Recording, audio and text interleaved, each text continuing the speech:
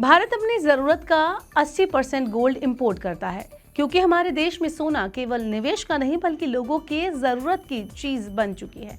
Gold का इस्तेमाल शादी ब्याह से लेकर आने वाली पीढ़ी को उपहार के तौर पर देने में किया जाता है। यही कारण है कि लोग घर में सोने के गहने रखना पसंद करते हैं। सोने को बुरे वक्त का साथी भी माना जाता है क्योंकि ज़रूरत पड़ने पर इसे बेचकर लोग अपनी ज़रूरत को आसानी से पूरा कर सकते हैं। इसे गिरवी रखकर भी लोन लेकर अपना बुरा वक्त निकाल सकते हैं। लेकिन क्या आप जानते हैं कि आप घर में एक लिमिट तक ही सोना रख सकते हैं?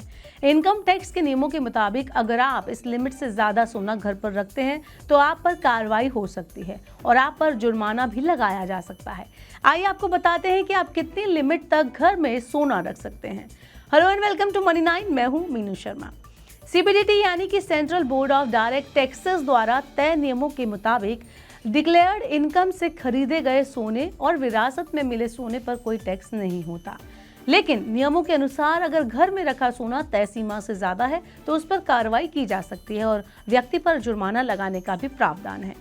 वही ये तय भी किया गया है कि तय सीमा से कम घर में रखे सोने को इनकम टैक्स अधिकारी ना ही जब्त कर सकते हैं और ना ही कोई जुर्माना उस पर लगा सकते हैं। लेकिन तय सीमा की अगर हम बात करें तो परिवार में विवाहित महिला, अविवाहित महिला, विवाहित पुरुष और सिंगल पुरुष सभी के लिए अलग अलग गोल्ड रखने की सीमा तय की गई है। एक विवाहित महिला घर में 500 ग्राम तक सोना रख सकती है, वहीं अविवाहित महिला के लिए ये 250 ग्राम तक निश्चित है।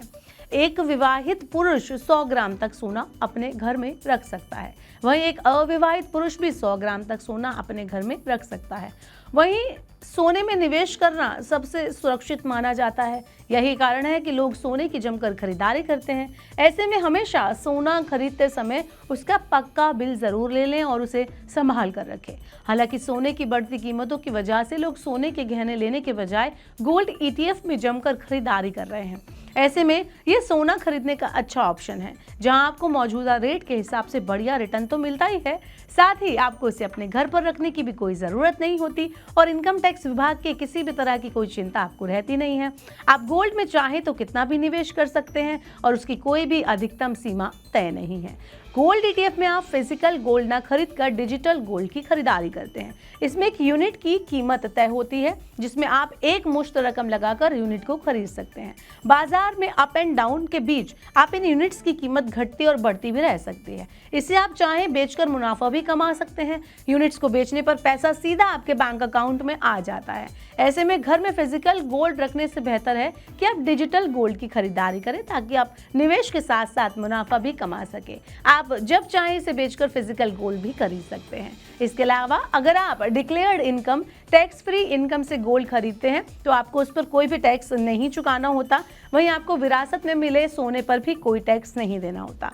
हालांकि तय सीमा से ज़्यादा सोने पर आपको उसकी रसीद दिखानी पड़ती है। वहीं अगर सोने को बेचने पर टैक्स की बात की जाए तो आपको सोना बेचने पर टैक्स देना होता है।